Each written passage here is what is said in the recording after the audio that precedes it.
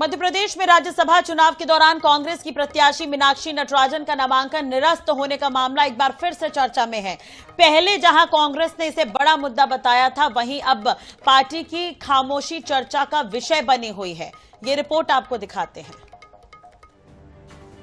मध्य प्रदेश में राज्यसभा की 3 सीटों पर हुए चुनाव में बीजेपी के प्रत्याशी निर्विरोध चुने गए थे। 11 जून को प्रमाण पत्र भी दे दिए गए। कांग्रेस का आरोप था कि जानबूझकर मीनाक्षी नटराजन का नामांकन खारिज किया गया, लेकिन सुप्रीम कोर्ट से भी उसे राहत नहीं मिली। सुप्रीम कोर्ट ने हाई कोर्ट में चुनाव याचिका दायर करने की छूट दी है, लेकिन 20 दिन बीत जाने के बाद भी कांग्रेस इसे लेकर सक्रिय नजर नहीं आ रही। हालांकि कांग्रेस नेता इस बात से इनकार कर रहे हैं। और किसी भी इलेक्शन के बाद 45 दिन का समय होता है प्रोटेस्ट करने के लिए।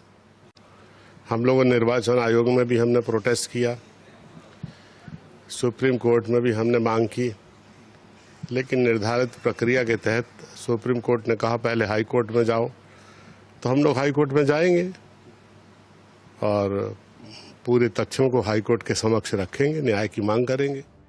कानूनी तौर पर देखा जाए तो चुनाव याचिका चुनाव परिणाम जारी होने के 45 दिनों के अंदर दायर की जानी चाहिए, लेकिन 20 दिन बीत जाने के बाद भी कांग्रेस में हलचल दिखाई नहीं दे रही है।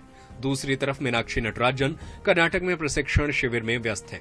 नामांकन निरस्त होने के मामले को कांग्रेस ने बड़ा मुद्दा बनाने का दावा किया था, लेकिन फिलहाल उसके खामोशी पर बीजेपी भी तंज कसती नजर आ रही है। ये एक ऐसा विषय था जहां पर जानकारी छिपाई गई थी।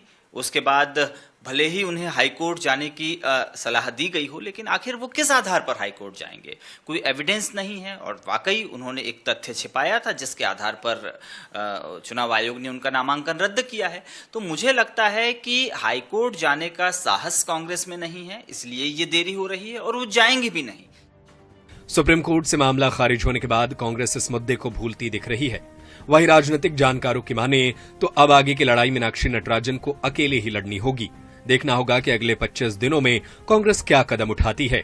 INS 24/7 के लिए भोपाल से अंकुश मौर्य की रिपोर्ट।